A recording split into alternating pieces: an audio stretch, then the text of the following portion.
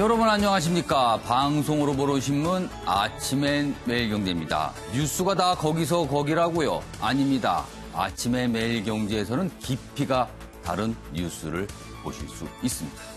먼저 오늘 조간신문의 일면 기사부터 바로 전해드리겠습니다. 매일경제의 일면 톱기사, 일본의 새 총리에 관한 이야기가 실려 있습니다. 일본 스가 시대 개막됐다. 아베 시즌2 예고. 이 제목의 앞부분과 뒷부분 뭔가 좀 충돌하죠. 스가 시대, 새로운 시대가 개막됐다. 그런데 알고 보니까 시즌2다. 거기서 거기다. 이런 얘기가 됩니다. 자민당 총재 선거에서 70% 득표로 압승을 했습니다. 일본은 내각 책임제죠. 집권 여당의 총재가 되면 자동으로 총리에 오르는 겁니다. 총리는 오는 16일 임시국회에서 뽑게 돼 있는데 요식 절차에 불과합니다. 아베 계승이 사명이다. 이렇게 대놓고 얘기를 했습니다. 한일 관계 그리고 아베노믹스 등 외교 경제 정책 과연 어떤 변화가 있기는 있는 거냐? 이 부분에 관심이 모이고 있습니다. 다음은 경향신문 보겠습니다. 횡령, 배임, 사기 등 8개 혐의, 결국 재판에 넘겨진 윤미향 의원입니다. 검찰이 정의원 의혹 수사 4개월 만에 불구속 기소를 결정했습니다. 자, 이에 대해서 윤 의원 결백을 증명할 것이다. 그러면서 강하게 반박을 했습니다. 이번엔 동아일보 보겠습니다. 보좌관, 추미애 아들 부탁받고 부대에 전화를 했다. 오늘 동아일보에만 좀 나와 있는 일면 기사입니다. 지금 보좌관의 전화, 그것이 있었는가? 그리고 그것이 청탁인가? 이런 게 지금 쟁점이었죠. 검찰이 조사를 했습니다. 보좌관 아들 조사에서 이런 진술을 확보했다. 동아일보는 지금 이렇게 싣고 있습니다. 휴가 연장 관련해 최소 3차례 전화다. 어제 추미애 장관 국회 대정부 질문에 참석해서 질문을 받고 답을 했죠. 거기에서 이와 관련된 내용이 있었는데 바로 이겁니다. 국회에서 이 보좌관 전화 통화와 관련해서 확인하고 싶지 않다. 이런 얘기가 나왔습니다. 야당 의혹 추궁엔 증거 내놓으라. 이렇게 받아치는 모습도 있었습니다. 마지막으로 조선일보 보겠습니다. 당선되고 나니 의원들 재산이 1,700억이 늘었다. 그러니까 총선에 출마할 때 본인의 재산에 대해서 알립니다. 근데 그 알린 내용과 국회의원이 된 뒤에 다시 신고한 내용 차이가 나는 거예요. 보겠습니다. 경실련 새로 입성한 175명을 분석을 해봤는데 5개월 사이에 신고액 평균 10억씩 늘어났답니다. 그래서 전체적으로 보면 1,700억이 늘었다는 거죠. 그러면 선거 전에 후보 재산 공개, 이게 무슨 의미가 있냐 이거죠. 1년도 안 지났습니다. 불과 몇 개월 지난 사이에 이렇게 재산 차이가, 신고한 재산 차이가 난다면 도대체 선거 전에는 이게 뭔 의미가 있느냐. 이렇게 지금 언론들이 매섭게 지적을 하고 있습니다. 자, 지금까지 일면기사 살펴봤고요. 오늘도 4분 패널 자리하셨습니다. 한 분씩 소개해드리겠습니다. 먼저 윤기찬 변호사 맨 앞자리에 앉아 계시고요. 그 옆에는 배종호 세한대 교수 나오셨습니다. 그리고 장윤미 변호사도 오늘 자리하셨고요. 장혜찬 시사평론가도 나오셨습니다. 안녕하세요. 안녕하세요. 안녕하세요.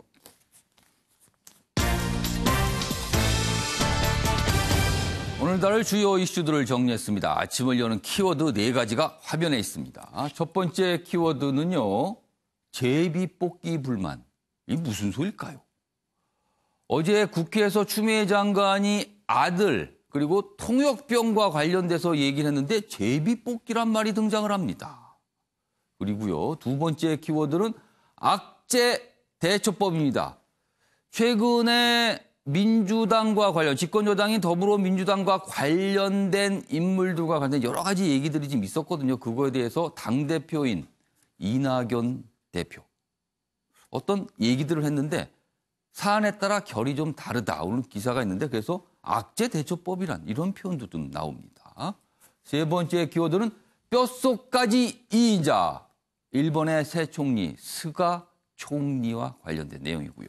마지막 키워드는 금연 공고입니다. 북한 김정은 국무위원장, 미국과 우리 쪽 인사가 몇 년 됐죠 벌써. 한 2년, 1년 지난 내용인데 만났을 당시에 금연을 공고했다. 그런데 주변의 참모들이 새파랗게 질린 모습이었다. 이런 기사가 오늘 또 눈길을 좀 잡았습니다. 자, 그럼 아침에 매일 경제 본격적으로 출발하겠습니다. 무엇보다도 어제 국회에서 보였던 모습부터 좀 전해드리겠습니다.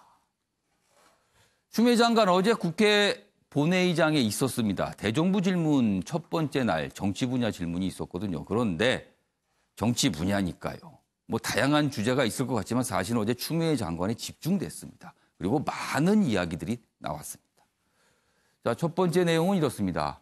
군 능력 있는 내 아들을 제비뽑기로 떨어뜨렸다. 그러니까 평창 동계올림픽 통역병 선발과 관련해서 요 얘기를 들어보면 뭔가 억울하다는 분위기가 좀 느껴집니다. 추미애 아들 군 특혜 의혹을 부인하면서 제비뽑기로 떨어뜨렸다. 이런 얘기를 한 겁니다. 국방부 민원실에 전화한 적 없다.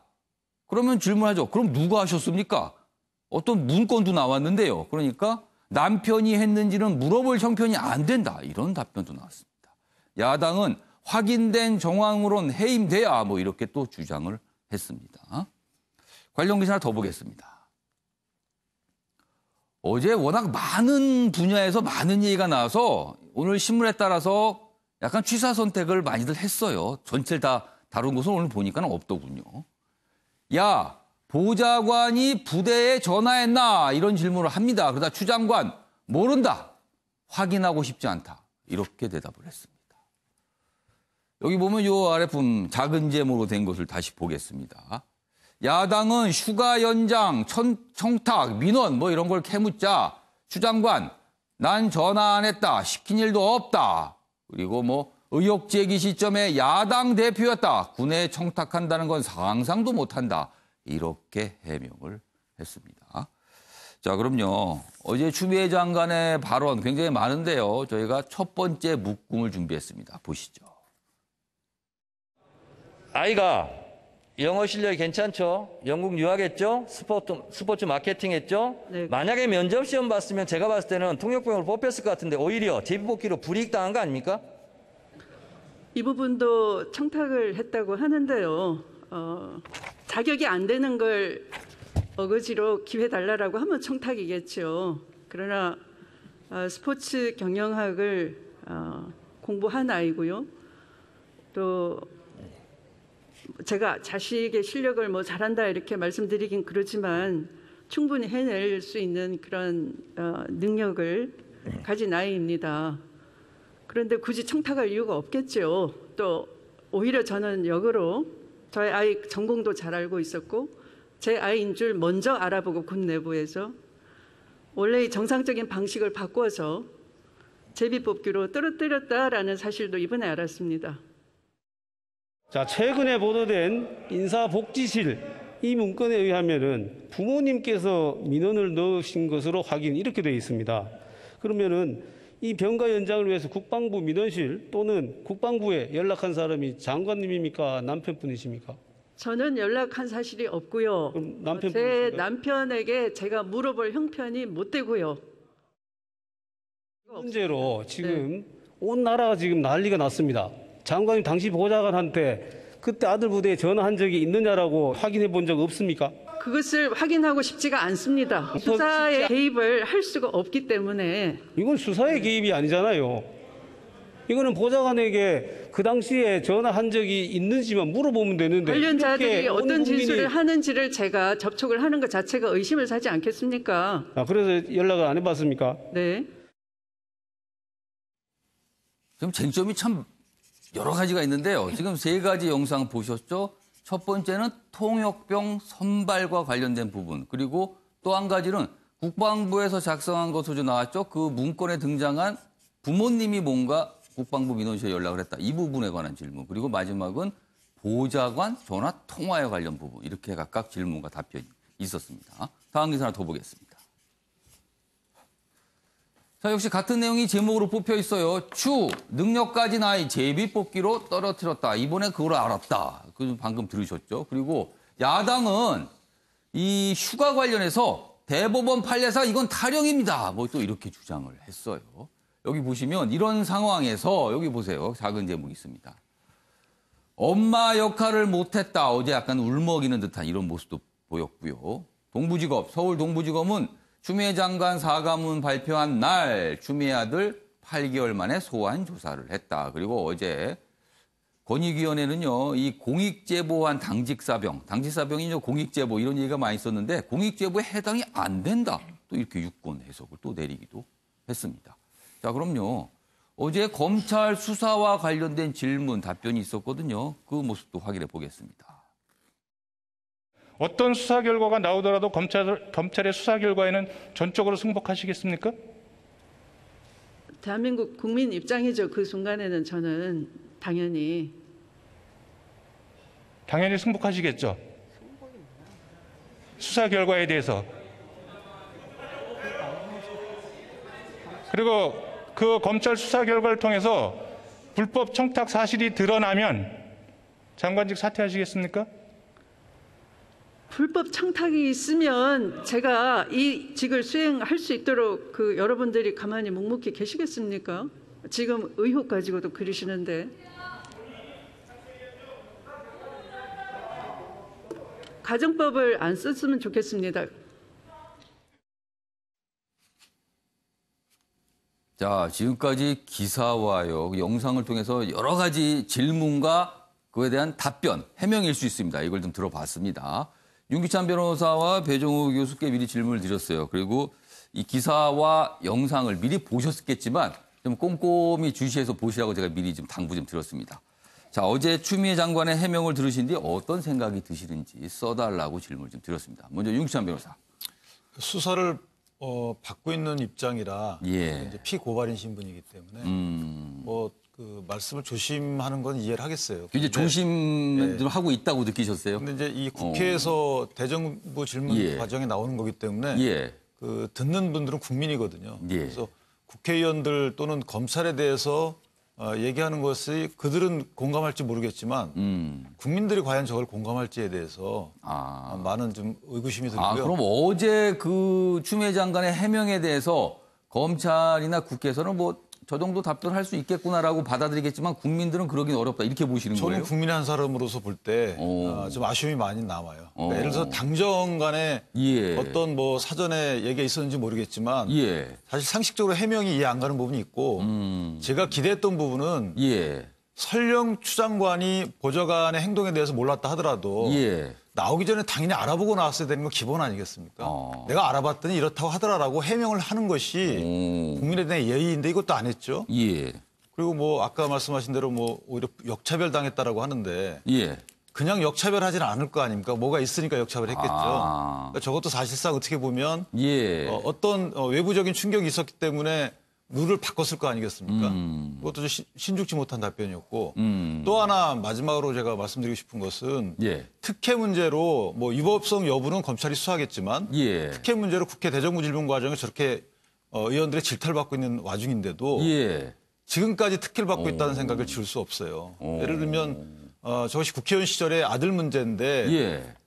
당정이 나서서 사실은 그 문제를 왜 해명해야 되고 준비해야 되고 하는 것인지 일반 국민의 아들들이랑 그렇게 할 수가 없잖아요. 그러니까 이런 특혜를 아직까지 받고 있으면서 과거 특혜가 특혜가 아니다라고 하는 것이 저는 상당히 어색하다는 거죠. 당정이 나서서 해명을 했다. 이건 어떤 얘기입니까? 예를 들면 국방위 간사 황희 의원이 국방부를 감독하는 국회의 상임위원회 간사예요. 여당 간사인데 나서서 엄호성 발언하고 적법했다는 발언도 하신단 말이에요. 예. 상당히 좀 섣부른 감이 있고 그러니까 일부 보도에 따르면 당정이 국방부의 뭐 고위 인사하고 만나서 여러 가지 물론 그 자리에서 이런 내용들이 논의되지 않았다고 민주당 쪽에서는 그런 건 하고 하지 않았다고 또 부인을 했어요. 일부 언론 보도에 따르면 그렇게 나온단 말이에요. 예. 그래서 이렇게 과연 군대 문제와 관련된 여러 가지 의혹인데 예. 검찰의 수사에서 밝히면 되고 본인이 나와서 정치인 또는 뭐 국무위원회 한 사람으로서 국민께 예. 상세히 밝히고 국내 이해를 구하면 되는데 예. 사실 밝힌 게 없으세요 이번에 나와서. 사실상 뭐 남편한테 물어볼 형편이 못 된다. 예. 사실 국민이 그 공감하기 어렵죠. 왜 그런 형편이 못 되는지에 대한 설명을 만약 가정사기 때문에 못 하신다 하더라도 예. 최소한 물어보고 나오셨어야죠. 그래서 국민께 내가 물어봤더니 이렇다고 합디다라고 밝혀주시면 저는 그럴 줄 알았거든요. 예. 그랬으면 어느 정도 국민적으로 이해가 갈 수 있는 부분도 있어요. 왜냐하면 모든 어머니의 마음이 같기 때문에. 예. 그런데 모든 어머니의 마음이 같은데도 불구하고 예. 모든 어머니가 저렇게 해줄 수가 없어요. 현재도. 예.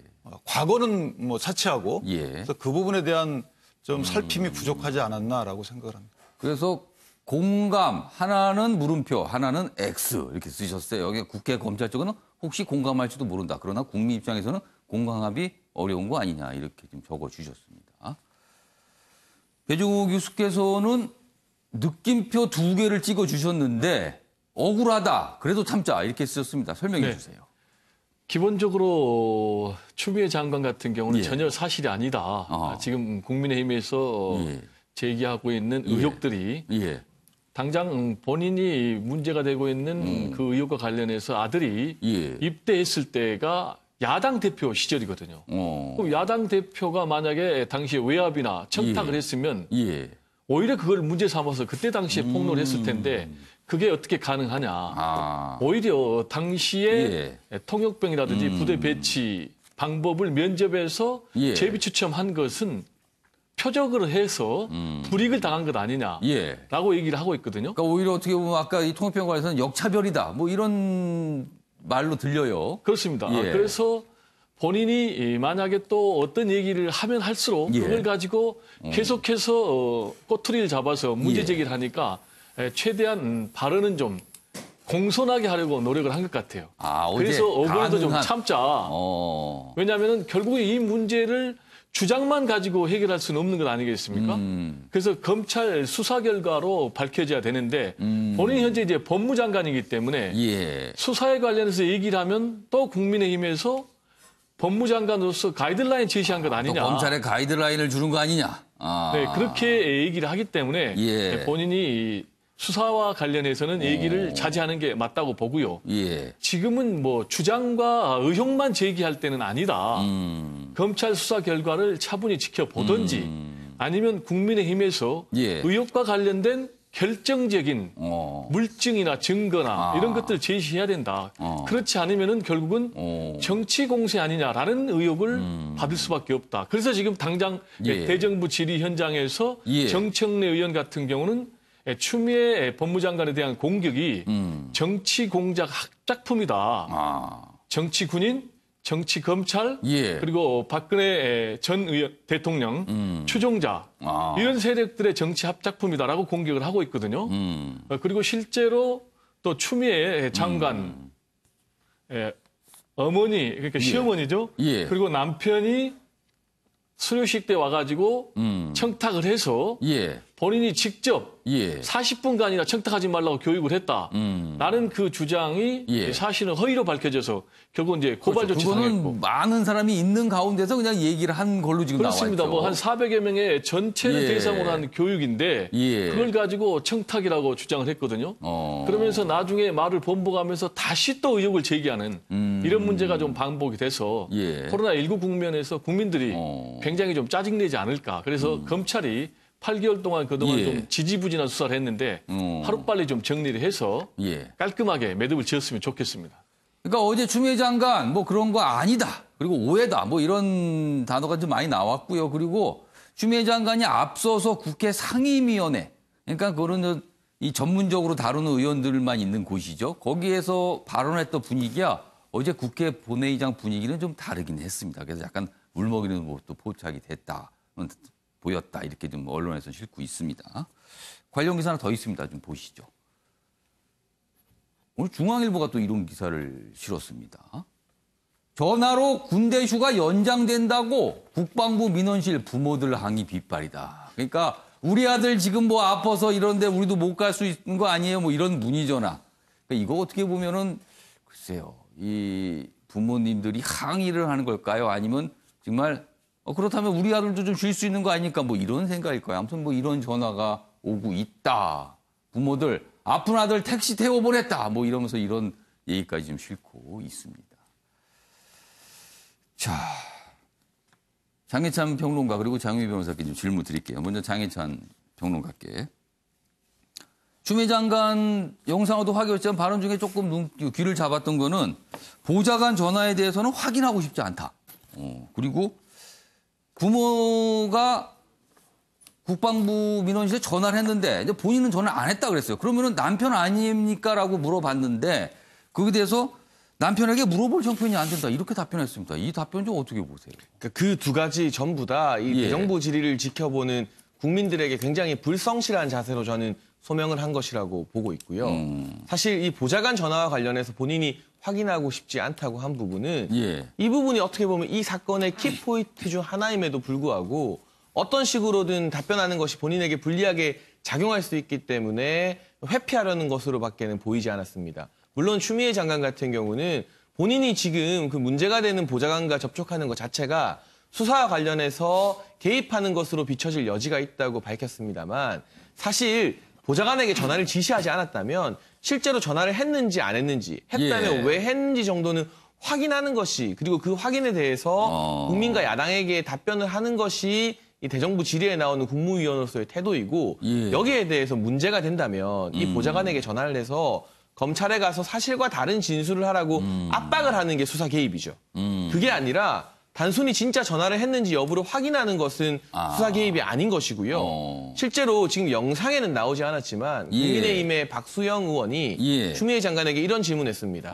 보좌관에게 정말 접촉한 적 없다면 이 사건이 불거지고 나서 추 장관과 보좌관이 연락한 적 없는지 그 보좌관의 통신 기록을 조회해봐도 되겠느냐. 예. 이 질문에 추미애 장관이 별다른 답을 못하고 그냥 허허 웃고 넘어갔거든요. 그러니까 사실은 보좌관과 그동안 연락한 적이 없다는 부분에 대해서도 국민들은 신뢰하기 힘든 것이 이미 과거의 대정부 질문에서 추미애 장관 같은 경우는 보좌관이 전화한 적 없는 것으로 안다고 말을 했어요. 예. 그런데 그 부분은 이미 보좌관의 전화는 어느 정도 여권에서도 인정하는 사실로 뒤늦게 드러났고요.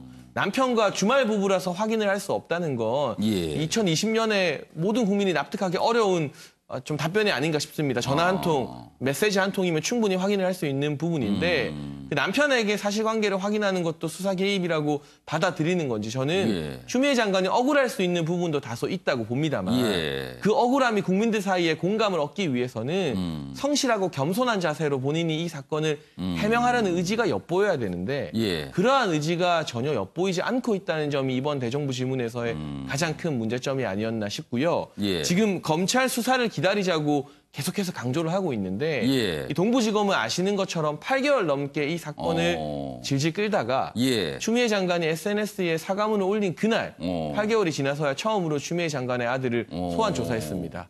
그리고 그동안 이 추미애 장관 아들의 조사를 예. 맡았던 담당 부장이나 검사들은 예. 하나같이 대검이나 중앙지검으로 승진성 발령이 났습니다. 보통 이 정치인과 관련된 수사를 지원하게 되면 예. 문책성 인사를 당해야 되는데 예. 동부지검만큼은 유독 대검이나 중앙지검으로 다 영전을 했단 말이죠. 그렇다는 것은 이미 이 자체에 있어서 법무부 장관이 예. 어떤 직무 관련성을 가지고 수사 지원에 본인이 직접 지시는 하지 않더라도 예. 일선 검사들이 부담을 느끼고 있는 것이 아닌가. 그리고 인사를 통해서 명확한 메시지를 주고 있는 것이 아닌가 의심스러운 상황이기 때문에 예. 단순히 검찰 수사만 놓고 지켜보자는 걸 이제는 야당이나 이 사건에 대해서 의혹을 예. 가지는 국민들이 믿을 수 없는 상황이라서 예. 이 대정부 질문에서 저는 야당 의원들이 좀 더 적극적으로 특별수사본부나 예. 또 특별수사단의 필요성, 법무부 장관의 재가에 대해서 예. 질문을 했어야 된다고 봅니다. 지금 뭐 검찰 수사 얘기하셨는데 어제도 검찰 수사 관련된 질문이 나왔죠. 국민의당의 이태규 의원이 그 부분 질문해서 질문의 요지는 그겁니다. 검찰 수사 결과가 나오면 수용하실 겁니까? 라고 물어본 거예요. 그런데 아까 영상에서 확인했던 추미애 장관이 그때 뚜렷하게 대답을 하지는 않았어요. 자, 장우희 변호사. 네. 이거는 아마 지금 수사가 진행 중인 사항을 의식한 걸까요? 어떻게 보세요, 그 부분? 일단 정치인을 향해서 예. 가정법을 전제한 질문을 할 때 단정적으로 대답하는 건 상당히 좀 위험할 그렇죠. 수밖에 사실 없고. 어제 그게 가정인 거죠. 예, 그렇습니다. 예. 이런 부분에 대해서 가타부타 확답을 주게 되면은 예. 이 검찰 수사 결과에 따라서 상당한 이제 정치적인 후폭풍도 올 수가 있고 또 이제 검찰 조사 결과에 대해서 수사 결과에 대해서 뭐 승복하겠다 안 하겠다라고 단정적으로 답변하는 게 또 정치적인 현 시점에서 또 논란을 일으킬 수 있고 이렇기 때문에 이런 식의 답변을 할 수밖에 없었다고 보고요. 근데 수사 결과가 이렇다 저렇다가 아니라 질문이 수사 결과가 나오면 그 자체를 수용하겠느냐였어요, 근데. 네, 이런 가정법 자체에 대해서도 왜냐하면 아마 예. 이 건 자체, 그러니까 국민의힘이 고발했던 건은 예. 공무집행 방해랑 군형법 위반으로 일부러 뭐 상해 등을 입혀서 본인의 상해를 초래해가지고 예. 군 복무를 기피했다 이런 혐의들이었습니다. 근데 지금 논란의 축은 이 법적인 쟁점들에선 좀 다소 벗어나서 어떤 청탁이 있었느냐 뭐 이런 예. 부분들로 번지고 있는 상황인데 아마 저는 검찰이 기소까지 이르기는 이게 법령만 들여다봤을 때는 예. 다소 어렵지 않겠느냐. 추미애 장관도 아마 내부적으로는 이런 진단을 하고 있지 않을까. 다만 저희가 이제 조국 장관의 전례에서도 보듯이 이 어떤 사안에 대해서 계속해서 가지치기를 해나가면서 기소까지 이른 전례가 있기 때문에 예. 이 부분에 대해서 섣불리 말할 수 없는 상황이라고 좀 보여지는 부분이 있습니다. 그래서 어제의 답변은 추미애 장관으로서는 최선이지 않았나. 그리고 나머지 검찰 수사와 달리 다른 뭐 보좌관의 청탁성 전화라든지 이런 부분에 대해서는 확답을 주는 순간 당연히 검찰에 가이드라인을 준다라는 비판이 정말 본물 터지듯이 나왔을 예. 겁니다. 이런 부분에 대해서는 현 시점에 있어서는 좀 적절하게 정치적 공방을 최소화하는 답변을 내놓은 게 아닌가. 이런 그러니까 어떤 거에서 너무 명확하고 단정적으로 얘기할 경우 그 자체가 또 논란이 될 수 있는 상황이다. 그러니까 그런 거를 피하기 위해서 저런 정도의 모습이 보였다. 이렇게 좀 보신 거네요. 그렇습니다. 그러면. 네 분 패널 설명 들어보셨죠? 어제 상황에 대해서 해석이 다릅니다. 보기에 따라서 다르고요. 각각 다른 어떤 평가를 좀 해주셨어요. 자, 이런 가운데 어제 본회의장에서는요. 추미애 장관만 주목받은 게 아니라 여당 의원들의 모습도 좀 눈길을 잡았습니다. 그 기사도 있습니다. 대정부 질문인데요. 대정부 질문을 하는 대신 추미애 장관 엄호성 발언으로 그냥 시간을 보내신 분도 있고요. 그리고 뭐 적극적으로 뭐 좀 옹호하신 분도 있습니다. 뭐 여기 보면 정청래 엄마로 마음고생 힘내라 뭐 이런 발언도 있었고요. 뭐 모자 간의 사열을 물으면서 모성애를 좀 강조하는 듯한 모습. 그리고 김종민 의원은요. 대정부 질문인데 질문이 없이 13분간 그냥 본인이 얘기를 했어요. 그러다 본인 얘기가 다 끝나니까 국회의장이 그 일문일답으로 하는 게 원칙인데요. 질문 좀 하시지. 뭐 이런 취지의 또 약간 지적성 발언도 있기도 했습니다. 자, 그럼 어제 상황 확인해 보겠습니다. 실력자의 전화 한 통에 의해서 특혜 휴가가 남발된다면 우리 군은 심각한 병을 앓고 있는 겁니다. 간단한 문제가 아닙니다. 그런데 만약에 이게 사실이 아니라면 이 중요한 시국에 이 사실이 아닌 의혹과 허위 폭로로 대한민국을 이렇게 지치게 만든 그 책임을 져야 합니다. 예, 김종민 의원 수고하셨습니다. 대정부 질문은 정부 측과 일문일답을 원칙으로 하고 있다는 말씀을 상기시킵니다. 이모 대령도 정확하게 허위로 드러나자 지금 발뺌하면서 해명하고 있습니다. 이 이모 대령의 상관은 국민의힘 신모 의원입니다. 3단장 때 참모장이었습니다. 이 신모 의원은 광화문 태극기 집회에서 문재인 탄핵 하야를 주장했습니다. 전광훈 목사와 친구입니다. 같은 무대에 서 있었습니다. 추미애 장관께서 군사 쿠데타를 경고했는데 이 정치 군인들 이런 움직임에 대해서 소회가 있습니까? 사실은 굉장히 놀랍습니다. 끝입니까?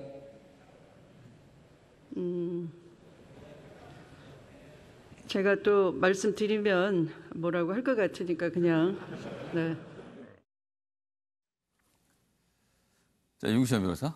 어제 모습도 사실 이례적이에요. 대정부 질문이면 통상 뭐 13분 정도 발언 시간이면은 한 7, 8분 정도 본인의 얘기를 하고 그리고 나머지는 되게 질문을 또 한두 개 하거든요. 근데 어제 김종민 의원 같은 경우는 그냥 본인 얘기만 하고 들어가니까 국회의장이 또 그런 얘기하는 것도 이례적이에요. 일문일답을 원칙으로 하는 거 다시 한번 상기시키겠습니다. 뭐 이렇게까지 나왔어요. 네, 뭐 대정부 질문의 원칙을 국회의장이 얘기를 하셨는데 예. 김종민 의원이나 정청래 의원의 저런 그 발언 내용이나 태도가 예. 과연 추미애 장관께 도움이 될지는 저는 상당히 의문이 있어요. 옹호한 거 아니었어요? 옹호했는데 그것을 예. 바라보는 국민 입장에서 생각해봐야죠. 사실 어찌 보면 정청래 의원의 저런 태도는 좀 유치해 보여요. 죄송한 말씀이지만 마음은 알겠는데 예. 그리고 김종민 의원의 경우에는 사실이라면 뭐 그다음에 질문 몇 개 하고 예. 만약에 사실이 아니라면 이렇게 갔어야 되는데 사실이 아니라면 이런 전제하에 그와 관련된 얘기들 쭉 하셨던 것이고 또 하나는 추미애 장관의 입장을 좀 한두 개 물어보고 저렇게 어떤 뭐 해명을 유도내는 질문을 했으면 그래도 좀 보기 괜찮았을 텐데 예. 이것은 그 추미애 장관에게 의혹을 제기한 근거들을 오히려 탄핵하는 자리로 활용한 거예요. 그러니까 메신저를 공격하거나 그러니까 메시지 내용을 탄핵하는 건 그래도 이해를 합니다.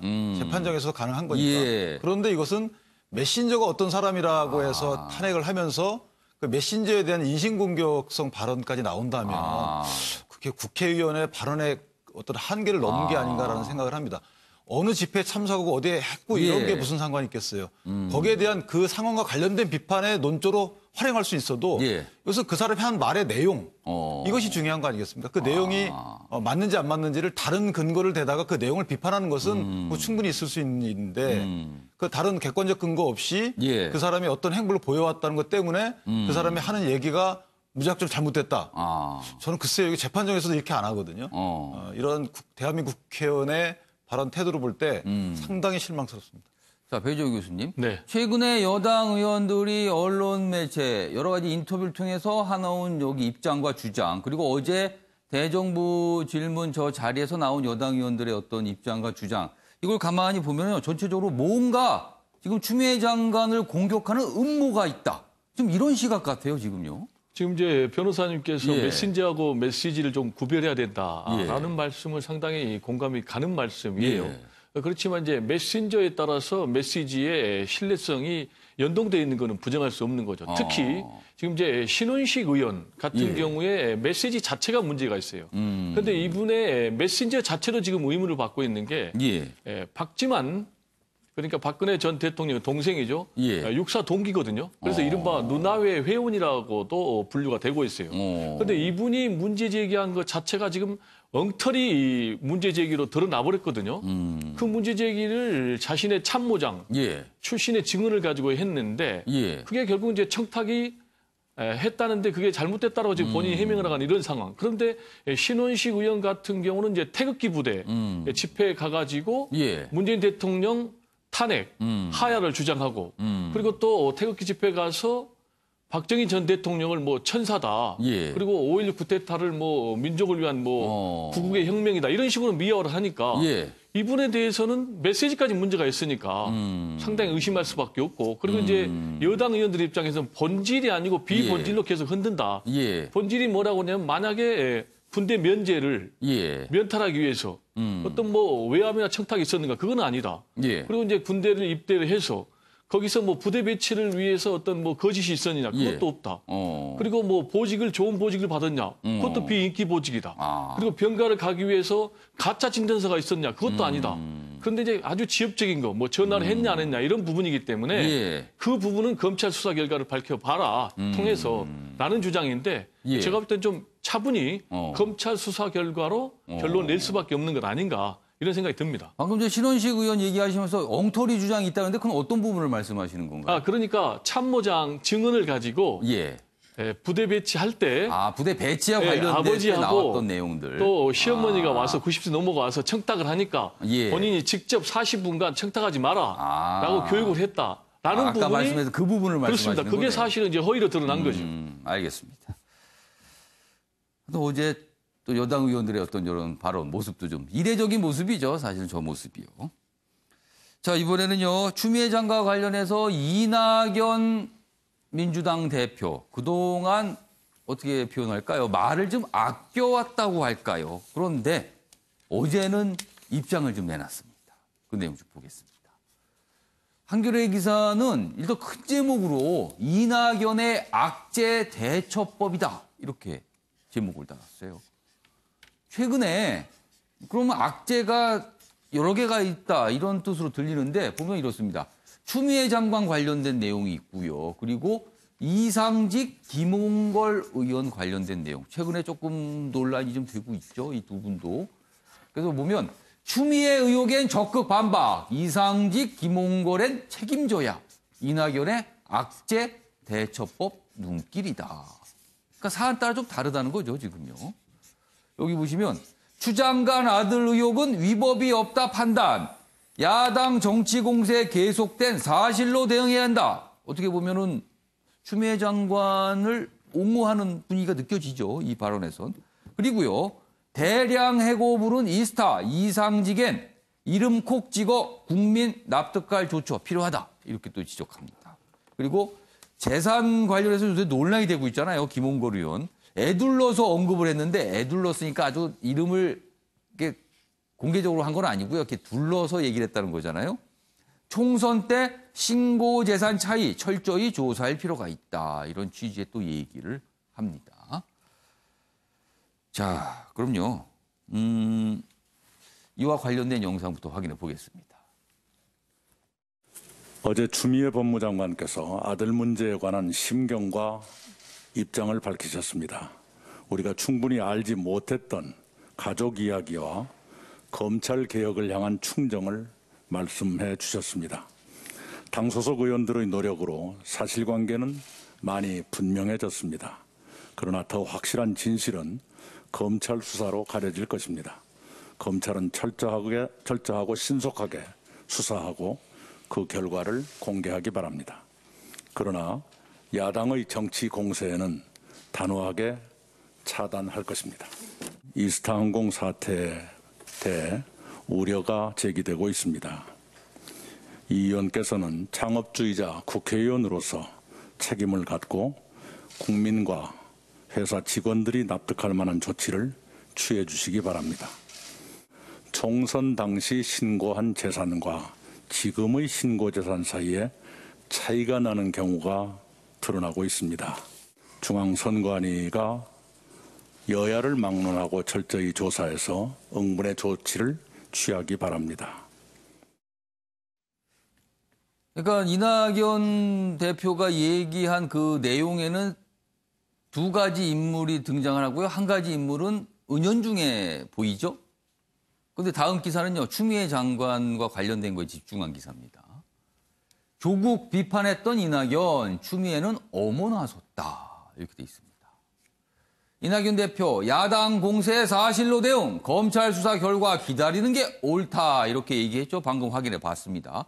근데 조국 전 장관 당시, 이른바 이제 조국 정국 때는요, 공정성에 대한 깊은 회의, 이런 얘기를 했어요. 이게 좀 약간 지적이나 비판으로 들렸거든요. 추미애 장관 사과 계기로 총력 대응 기조로 간 거 아니냐. 추 장관을 옹호하는 친문을 의식했다. 이런 분석도 나온다. 이렇게 곁들여져 있습니다. 자, 그럼 이 내용과 관련해서 지금 이낙연 대표 사안 따라서 약간 결이 다른 입장을 보였거든요. 여러 가지 고민이 있을 수 있습니다. 그리고 생각이 있을 수 있어요. 장혜찬 평론가 장유보 교수께 질문을 좀 미리 드렸습니다. 이낙연 대표의 고민 또는 생각은 지금 무엇일까? 먼저 장혜찬 평론가. 네, 저는 이 키워드를 친문과 세모라고 한번 정리를 해봤는데 우선 첫 번째 친문과 관련해서는 역시 이 이낙연 대표가 본인이 원했든 원치 않든 주류라고 할 수도 있는 친문 당원들의 여론을 상당히 의식할 수밖에 없는 상황이 된 것 같습니다. 뭐 김홍걸 의원 같은 경우는 고 김대중 전 대통령의 아들이죠. 사실 친문의 어떤 적통으로 분류되는 정치인은 아닙니다. 그리고 이상직 의원 같은 경우는 본인은 친문이라고 많이 주장하고 싶어 하시는 것 같지만 사실 19대 때 의정활동 처음 시작했을 때는 박지원 원내대표와 함께 원내 부대표 하면서 그 당시만 해도 박지원계로 정치권에서는 많이 또 분류가 됐던 바가 있습니다. 그렇기 때문에 사실상 이 문제가 물론 노동 문제, 부동산 문제 심각한 것이긴 해도 이 두 분에 대해서 공개 비판하거나 애둘러 비판하는 것이 친문 당원들의 반발을 사는 문제는 아니에요. 그런데 추미애 장관 같은 경우는 추 장관 본인도 본인이지만 예. 당내에서 어떤 시각이 있냐면 이 검찰개혁과 관련된 이슈이기 때문에 예. 조국 전 장관과 연계해서 지금 추미애 장관을 바라보는 시각이 있고요. 이미 또 내가 추미애다라는 해시태그를 다는 운동이 예. 일부 민주당 당원들 사이에서는 또 SNS에서 그렇습니다. 시작이 되었더라고요. 예. 이 상황에서 추미애 장관까지 이낙연 대표가 비판하게 된다면 누구를 위한 당대표냐. 이런 이야기에 직면할 수 있게 되는 것이고. 그러면은 부담이 있는 곳과 부담이 덜한 곳, 그러니까 어떤 당원들의 그런 분위기를 반영한 것, 뭐 이렇게 보고 계신 거예요? 네, 저는 그 부분이 작용한 것 같고 최근에 또 이재명 경기도지사가 여러모로 약진하고 있는 건 사실입니다. 예. 이제까지 줄곧 여당 내에서 이 대선 주자 경쟁을 보게 되면 보통 여당 내 야당 역할을 했던 후보가 있어요. 예. 사실 박근혜 전 대통령 같은 경우도 이명박 정부 시절에는 여당 내 야당 역할을 하지 않았습니까?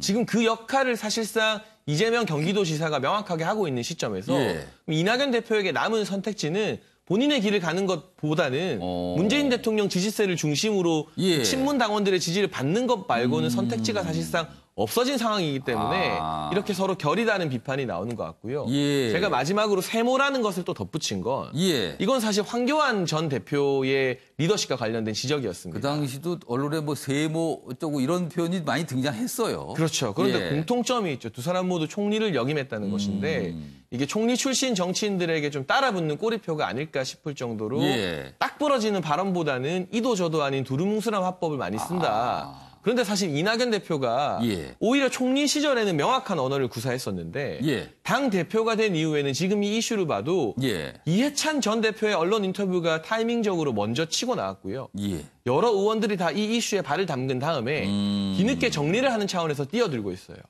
이런 식의 태도로는 사실상 이 어떤 전국을 주도하기에는 상당히 부족한 것이 아닌가. 지금 본인 입장에서는 친문 당원들도 살펴야 되고 예. 또 중도적이고 무당층의 어떤 국민들, 그러니까 민주당 바깥에 있는 외연도 예. 신경을 써야 되는 여러 상황에서 예. 본의 아니게 총리 시절보다 더 리더십이 세모가 되어버렸다.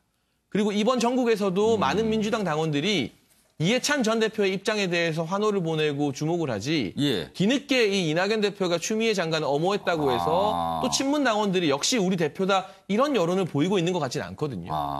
뭔가를 얻기 위해서는 한 가지를 확실히 잃어야 되는데 지금 그런 부분에 있어서 이낙연 대표가 아직까지 본인의 색깔을 보여주지 못하고 있는 것이 아닌가 하는 그런 생각이 많이 듭니다. 그러면 장해찬 평론가 분석대로라면 여론의 환호도 없고 민주당의 주류인 친문 지지자들의 환호도 없다 이렇게 되는 겁니까? 그럼? 그렇죠. 본인 같은 경우는 사실 친문의 어떤 지지세를 확보하고 끌어들이기 위한 예. 차원에서 이 추미애 장관을 엄호하고 반면 예. 김홍걸 의원과 이상직 의원에 대해서는 어느 정도 선을 그었습니다만 예. 그러한 이낙연 대표의 이런 발표가 시기적으로도 상당히 늦은 감이 있고 예. 이도저도 아닌 모양새가 되면서 국민들은 이낙연 대표가 김홍걸 의원, 이상직 의원 비판한 것보다는 예. 추미애 장관 엄호한 것에 실망하고 있고요.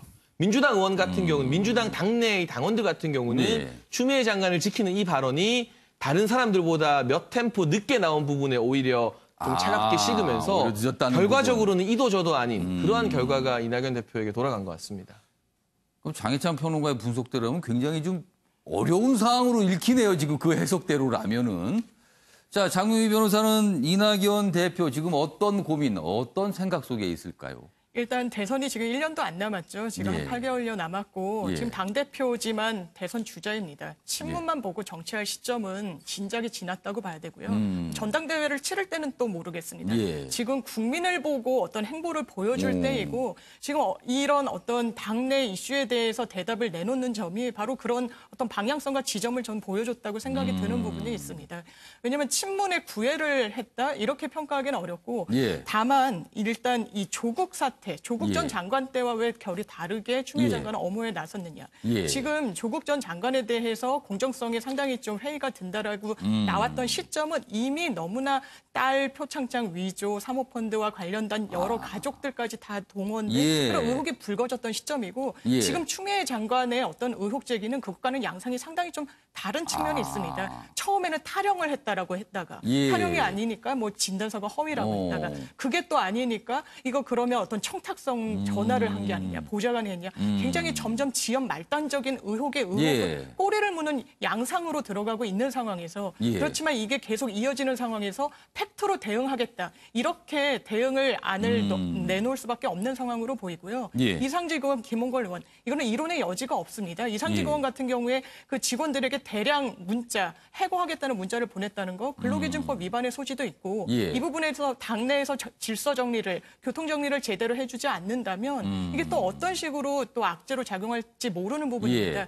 이 부분은 분명하게 당대표가 메시지를 주고 예. 끊고 나가야 되는 부분이고 추미애 장관에 대해서는 물론 추 장관이 계속 검찰개혁 이제 말씀을 하는 것도 예. 이 부분 검찰개혁에 대한 어떤 반대 여론 그리고 반대 목소리가 이 어떤 의혹 제기와 맞물려 있는 부분이 있는데 예. 그럼 여기서 추미애 장관을 계속 손절하고 가는 게 맞겠느냐. 이거는 당대표로서 하기 어려운 선택이고 친문만 보고 대단히 지엽적인 정치를 하고 있느냐. 이렇게 정치공학적으로 접근하고 있다면 이건 예. 이 대선 주자로서의 자격도 없는 거고 이런 선택을 하지 않을 거고 않는 양상으로 지금 가고 있다고 생각됩니다.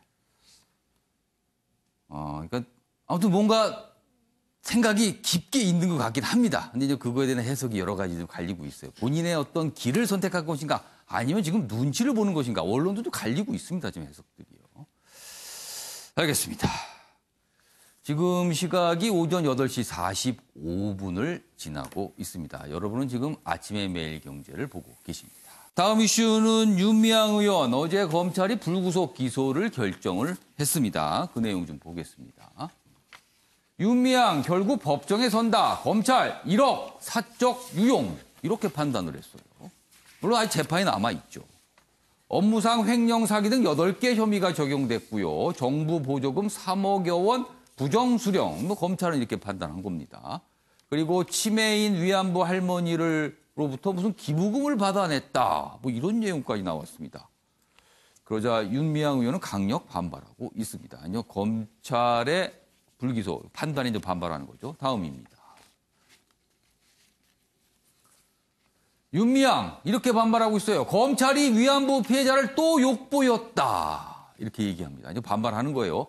8개 혐의 모두 사실 아니라고 부인하고 의원직 사퇴 안 하고 유지하겠다. 그리고 법정 대응한다. 그리고 여당에서는요, 공식 입장 없이 살펴볼 것 이 정도 반응만 나왔다고 합니다. 이런 내용이고요. 다음 화면은 전체적으로 검찰과 윤미향 의원의 어떤 공방이죠. 내용 보겠습니다. 뭐 여러 가지가 있어요. 근데 하나씩 보면은요, 먼저 이제 보조금 뭐 등등 이거 관련해서 검찰이 기소한 내용은 이거예요. 국고 지방보조금 부정하게 수령했다. 그러나 윤미향 의원은요, 절차 요건 갖췄다. 무슨 소린가? 이거고요. 관청에 등록 없이 기부금품 모집했다. 윤미향 의원은요, 후원회원 자발적 회비로 운영한 거다. 정되어 운영했다. 그리고요, 개인 용도 사용 이 부분 있잖아요. 모두 공적 용도다. 이거 완전히 다릅니다. 지금요. 이거 재판에서 충돌할 겁니다. 그다음에 할머니 치매 등 이용해 기부 증여 유도했다. 그러자 할머니들의 주체성을 무시했다. 이렇게 나옵니다. 그리고 안성 쉼터 관련해서도요. 다릅니다. 지금.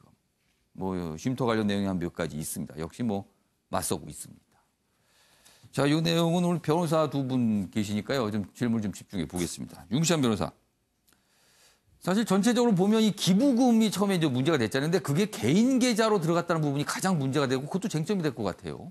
그 개인 계좌로 한 2억 8천 정도 예. 수령해가지고 나머지는 본인은 이제 그 단체에 부합하게 썼고 나머지 예. 5천만 원은 정대회부로 넣었다라는 취지인데 예. 지금 검찰 수사 결과는 그 중에서도 일부가 이제 개인적 용도로 쓰였다는 1억 정도 뭐 이렇게 액수가 좀 나옵니다. 500만 원 정도 쓰였다는 거고 그것이 좀 비난 가능성이 커 보여요. 왜냐하면 판례가 바뀌어서 검찰이 개인적인 용도로 썼다는 것까지 입증해야 됐거든요. 그러면 검찰 스스로가 본인들 수사 결과 개인적으로 썼다는 것을 입증했다라고 했기 때문에 기소에 넣었을 텐데 예전 판례에 따르면 그 피의자가 그걸 소명했어야 돼요.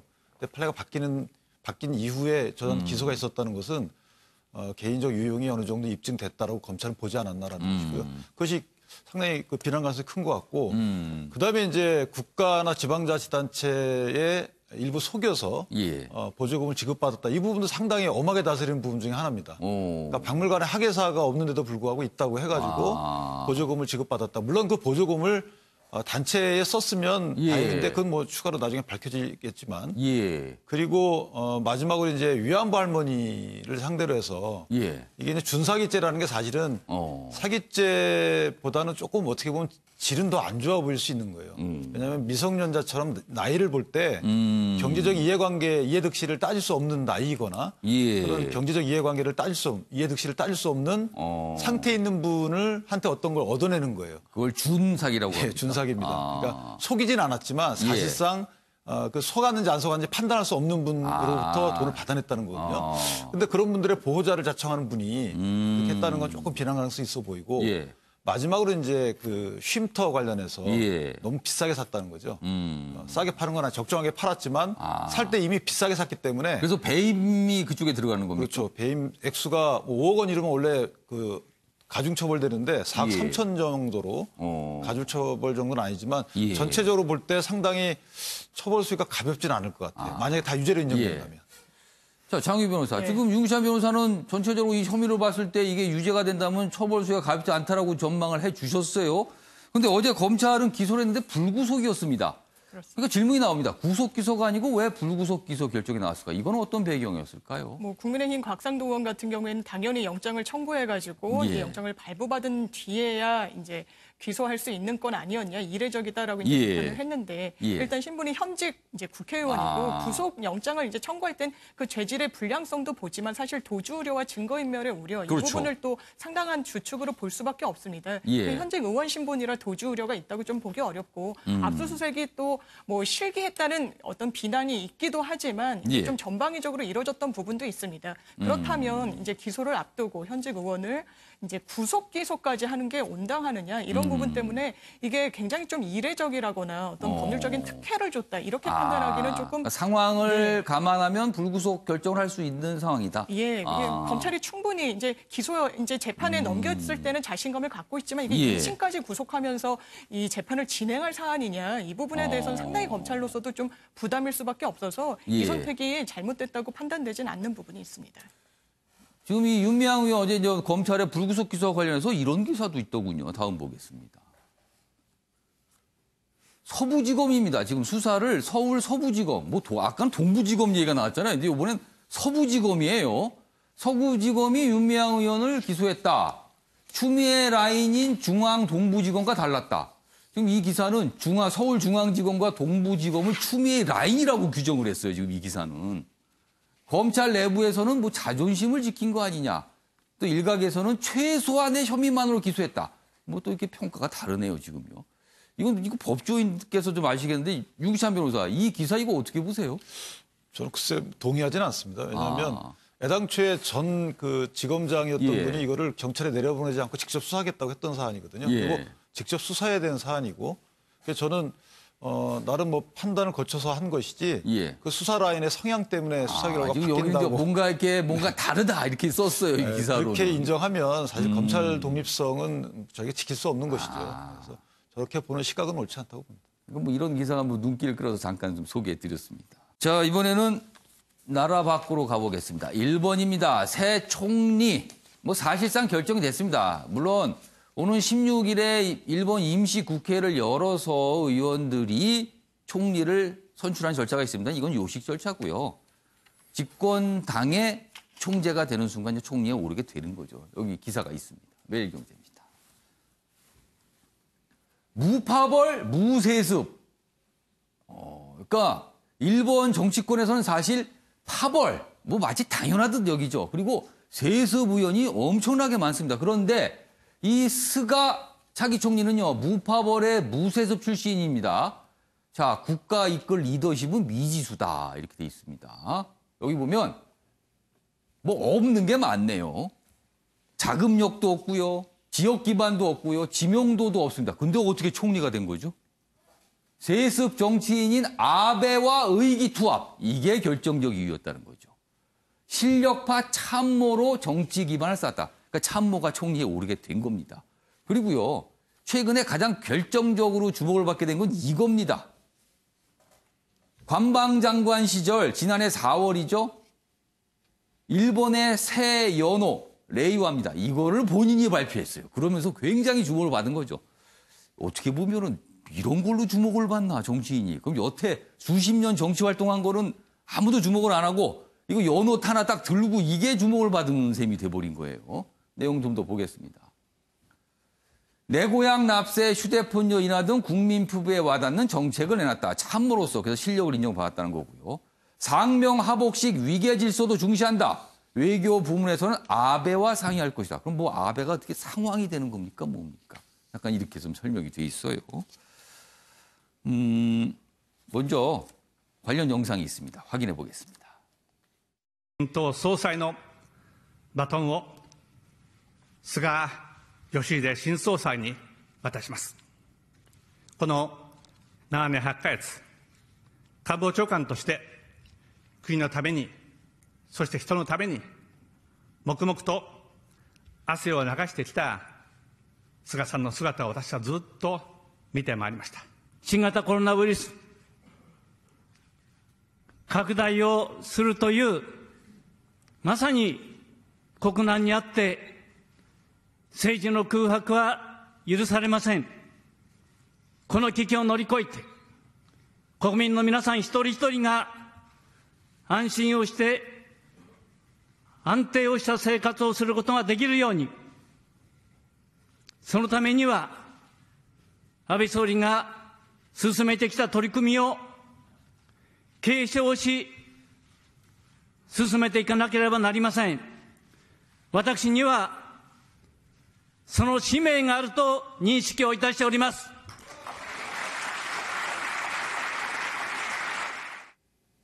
뭐 따지고 보면 일본에서 뭐 흑수저 총리가 나오건 말건 우리하고는 별 상관이 없어 보일 수도 있습니다. 그러나 우리하고 일본의 관계 지금은 안 좋죠. 그럼 우리하고는 어떻게 되는 거냐? 일본이 총리가 바뀌는데 그 질문이 등장을 하는 겁니다. 다음 보겠습니다. 자, 뼛속까지 2인자인 스가. 그렇습니다. 지금 참모로서 승승장구하다가 총리가 된 거잖아요. 뼛속까지 2인자인 스가. 아베 계승이 내 사명이다. 이렇게 외쳤습니다. 그렇다면 아베 투다. 그럼 달라질 게 없다. 우리하고 여전히 안 좋을 거다. 이렇게 되는 겁니다. 일단 이 기사는 그런 결론에 이르게 되는 거죠. 그런데 다음 기사는 조금 다르게 분석을 했어요. 보시죠. 이념 성향이 옅은 스가 새 총리로 한국, 중국과 외교 활동 줄어들 수도 있다는 거예요. 왜냐하면 이념 성향 자체가 어떤 독자적인 그런 색깔을 갖고 있는 게 아니라 참모였다는 거죠. 지금까지. 그래서 민생 안정 실리 외교 가능성이 있다는 거죠. 그럼 우리하고도 뭔가 변화가 있을 수 있다. 이건 또 이렇게 해석이 되는 겁니다. 두 개의 신문기사 봤는데 해석이 좀 달라요. 자, 배정호 교수님. 네. 관심사는 우리하고 관계입니다. 우리가 지금 스가 새 총리 뭐라 그럴까요? 어떻게 좀 틈을 좀 파고들 여지가 있을까요? 어떻게 보십니까? 좀 여지가 있고 만들어야 된다고 생각을 합니다. 예. 기본적으로는 이제 아베 계승이 자신의 사명이다 이렇게 얘기를 했기 때문에 예. 한일 관계의 기조가 크게 바뀌지는 않을 것 같아요.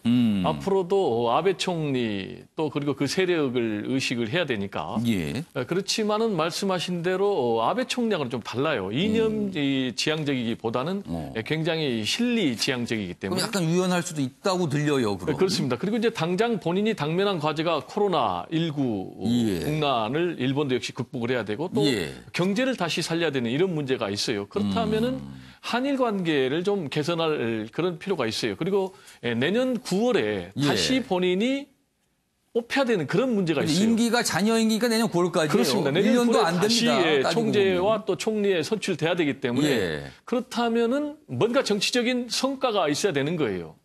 그러기 위해서는 보다 유연한 실리 외교의 필요성이 생기기 때문에 뭔가 만들어내야 된다는 거네요. 그렇습니다. 그래서 이제 가장 중요한 것이 이제 강제징용 배상 판결에 대한 문제인데 예. 이 부분에 대해서는 우리 정부도 적극적으로 지금 이제 새로운 일본 정부와 긴밀하게 접촉을 해서 미래 지향적인 한일 관계를 만들어낼 기회가 왔고 또 만들어야 되지 않나 이런 생각이 저는 듭니다. 그리고 가능성이 있다고 봅니다. 그러니까 지금 여러 가지 본인 입장에서 성과를 내야 되는 입장 그리고 이념 성향이 뭐 그렇게 한쪽에 막 치우친 게 아니다. 뭐 이렇기 때문에 가능성이 있다고 보시는 의견인 거고 또 일각에서는 워낙 총리되는 과정이 힘센 파벌들 힘을 받아서 된 거니까 그 파벌들이 굉장히 강성들이거든요. 그러니 그 말 안 들을 수가 있겠느냐. 그러니 걱정된다. 또 이런 분석도 좀 여기저기 좀 곁들여져 있습니다. 이번에는요.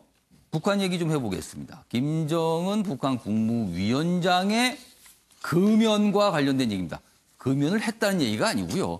금연을 하라고 누군가 얘기를 했어요. 담배 몸에 안 좋다. 김정은 면전의 직원. 그러자 김여정, 동생인 김여정 얼어붙은 반면 부인 이설주는 맞장구. 이 뭐가 분위기가 다르다는 거예요, 지금.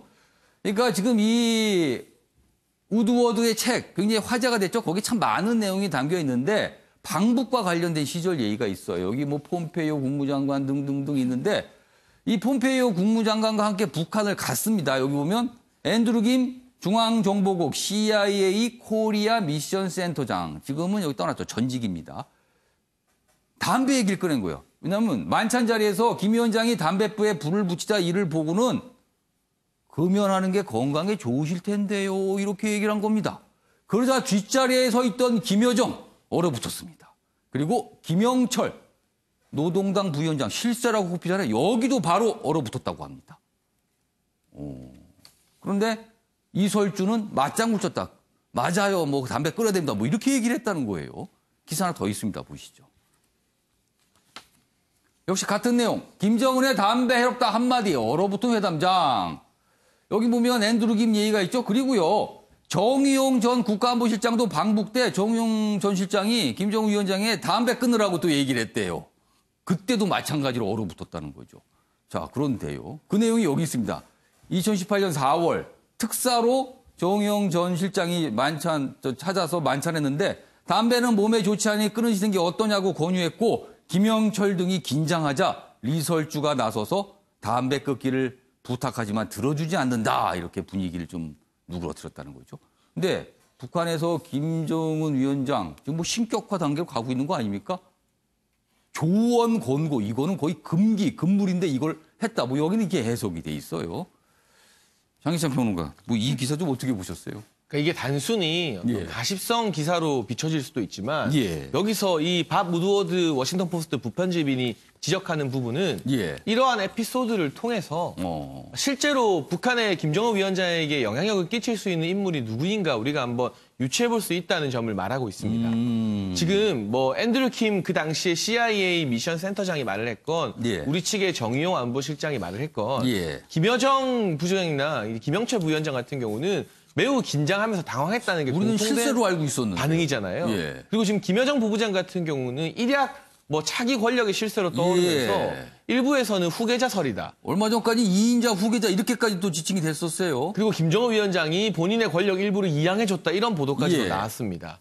그러나 사실상 여기에 대해서 김정은 위원장을 우리 남편이라 칭하면서 분위기를 풀었던 건 다름 아닌 리설주라는 증언이 이 우드워드의 저서에서 나오고 있는 것인데 또 김여정 부부장 같은 경우는 단순히 긴장했을 뿐만 아니라 공식 석상에서 김정은 위원장을 오빠라는 가족의 용어로 칭하는 것이 아니고 그런 건 없답니다. 위대한 최고 지도자 뭐 이런 식으로 굉장히 깍듯한 경칭을 썼다고 또 이 저서에 나와 있어요.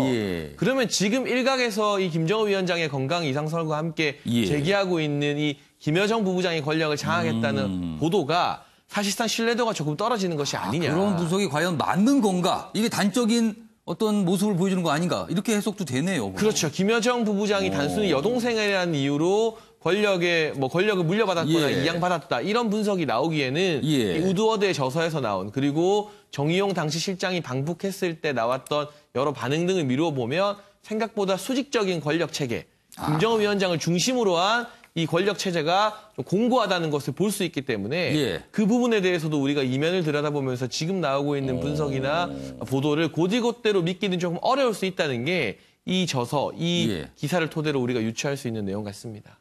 이 저서가 사실 이 밥 우드워드 이분이 트럼프 대통령하고 수차례에 걸쳐서 인터뷰를 하면서 그 내용을 들은 걸 정리한 거거든요. 그렇다면 트럼프 대통령이 거짓말을 하지 않은 이상 어느 정도 신뢰가 있다고 봐야 되는데 그동안 김여정과 관련해서 2인자, 뭐 후계자 이렇게 분석이 나서 뭐 실제적으로 어떤 실권을 갖고 있는 거 아니냐 했는데 이 모습은 그건 아니다. 담배 얘기조차도 못한다 지금. 뭐 이렇게 해석이 또 가능해 보입니다. 아무튼 이 기사 꽤 오늘 좀 눈길을 좀 잡았습니다. 자, 다음은요. 내 삶에 영향을 주는 경제 이야기, 경제 브리핑 순서입니다. 보시죠.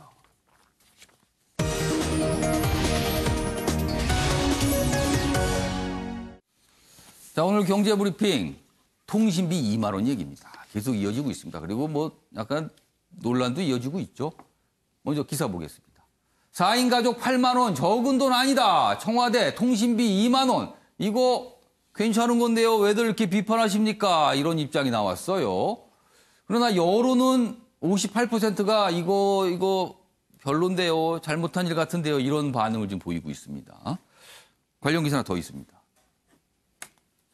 우린 됐으니 진짜 급한 분들 주세요. 국민 58%가 마다한 통신비 2만 원.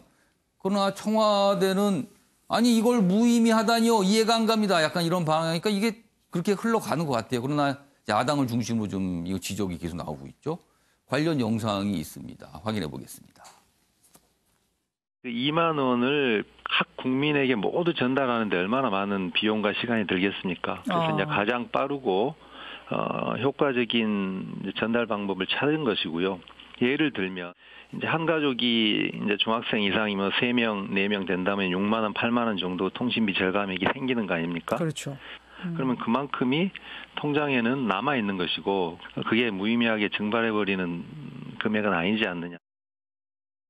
문재인 대통령께서 통신비 지급을 두고 작은 위로이자 정성이라고 말씀하셨지만 국민은 선심성 낭비로 받아들이고 있습니다. 국민의 뜻을 존중해서 통신비 2만 원 지급을 재고해 주실 것을 거듭 요청드립니다. 통신비 2만 원 지급에 들어가는 예산 9,300억은 원래 정부가 계획했던 어려운 계층을 지원하는 취지를 살려 긴급 고용 안전 자금으로 확충하기를 바랍니다. 먼저 장유희 변호사, 이 통신비 2만 원, 뭐 정부는 좀 추진하고 있습니다. 이거 가는 것 같은데 이거 찬성하십니까, 반대하십니까? 저는 일단 찬성하기 좀 어려울 것 같습니다. 뭐 소멸형 포인트 형식으로 지급하는 것도 아니고 이제 가구당 8만 원이 적은 금액 물론 아니죠. 그렇지만 보통은 이제 휴대전화 그 요금 납부를 이제 바로 빠져나가게끔 해가지고 이게 체감이 전혀 안 되니까 이 9,300억 원이라는 1조 원에 육박하는 이 자금을 과연 이렇게 그냥 빠져나가게 두는 게 온당하냐. 이게 경기부양책과도 결코 이제 연동이 안 되기 때문에 선심성 아니냐. 이런 약간 논란이 부정적으로 그래서 보시네요. 나온 것 같습니다. 윤기찬 변호사는 찬성하세요, 반대하세요? 저도 좀 부적절하다고 봅니다. 이 긴급성도 없고 재난지원금의 취재도 맞지 않고 대통령이 애당초 하신 말씀과도 또 배치되고 해서 이 부분은 빚내서 굳이 이렇게 할 필요가 있느냐라는 의문이 좀 들어요. 그러니까 1조 가까이 된 돈이 그냥 다 모으면 그러니까 우린 됐으니 진짜 급한 분들 이 돈 주세요. 이런 반응들이 좀 있다고 합니다. 자, 오늘 많은 주제 좀 다뤄봤습니다. 아침의 매일경제 오늘은 여기서 마무리하겠습니다. 시청해 주신 여러분 고맙습니다.